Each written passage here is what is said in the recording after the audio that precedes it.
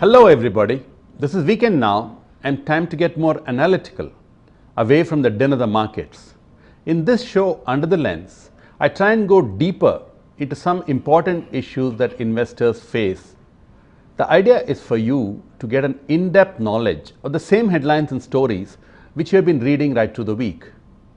As always, we have a guest, and today we are joined by Mr. S.C. Tripathi, a retired civil servant who also now functions as a director of many companies. During his career, apart from being a senior officer in the Ministry of Finance handling India's foreign borrowings, Mr. Tripathi held the position of minister in the Indian Embassy in Japan. He was also Secretary Education and then Secretary Petroleum. This matter under discussion today is important to us in every way. Not only do we consume fuels, but the shares of fuel companies like IOC, BPCL, HPCL, ONGC, GAIL have a big presence in the stock market. Thank you, Mr. Tripathi, for taking the time to join us. Before we plunge into the discussion about the merits and demerits of India's fuel policies, it may be useful for viewers if I briefly set out the contours of the present regime as far as fuel in India is concerned.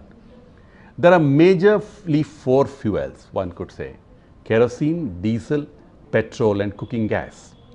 Right now, petrol prices in India are market driven, which means they change with the costs, and these companies have some freedom to change these prices. And the other three are in a way government controlled prices. The avowed idea of this policy, and we'll hear about that from Mr. Tripathi just now, is to ensure the weaker sections of the community do not get affected too much by oil price hikes, etc. Obviously, it seems like a relic of the socialist days, but it has survived in a very complex form, in spite of many government committees strongly recommending that they be phased out. As a consequence, Indian Oil, Bharat Petroleum, Hindustan Petroleum shares have lost out, but they also lose a little bit every day on petrol and diesel. The losses on kerosene for the poorer sections and losses on cooking gas for the middle class are in fact very huge. This loss is ultimately borne by the taxpayers and other companies like ONGC, and the balance by the marketing companies themselves. The first issues we'll be discussing today are: what is this pricing policy all about? Why is the government not able to recommend the implementations of committees like the Kirit Parikh Committee for dismantling controls? Is appointing committees one of the government's ways or tactics for doing nothing? Are there too many distortions? So sit back, gentlemen, put your feet up and enjoy the show. Remember that as always, we have your section where you raise the questions and we both will try to answer them. All that you need to do is to email your questions to underthelens@utvmoney.com. Mr. Tripathi, thank you for coming over. I gave a little introduction because it's quite a complex subject. Could you just tell us what are the contours of this policy and what are the sort of dharma behind the whole thing? Yes. You see, we have to understand three basic things when we try to approach this subject.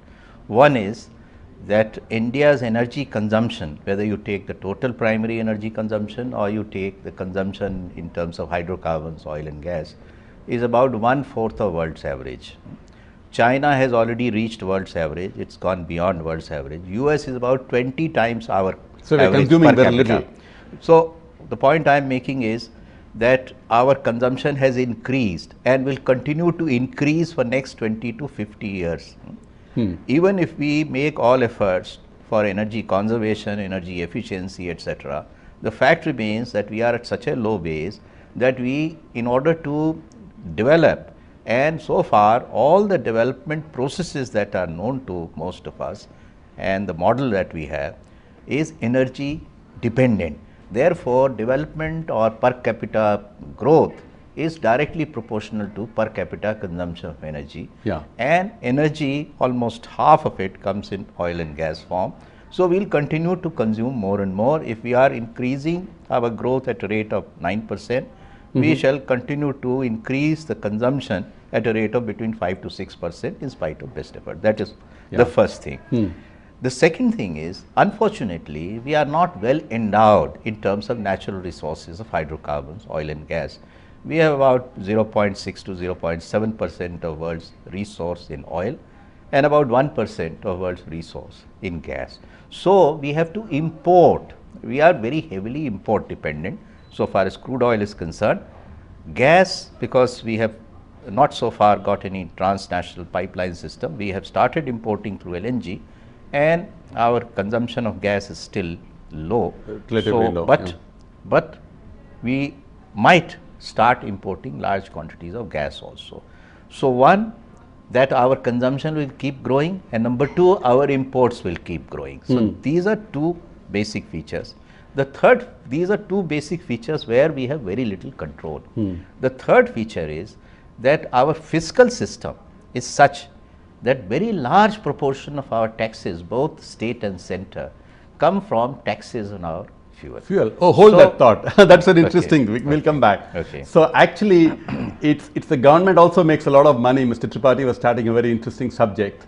We'll go for a very short break. I hope you found this session enjoyable and informative. Just don't go away. We are just getting into the heat of the discussion, and Mr. Tripathi will still be with us under the lens on the whole question of basis for fuel pricing, etc., etc. And again, a reminder that as always, you have your section at the end where you can raise your questions from us. And all that you need to do is to email your question quickly to underthelens@utvmoney.com.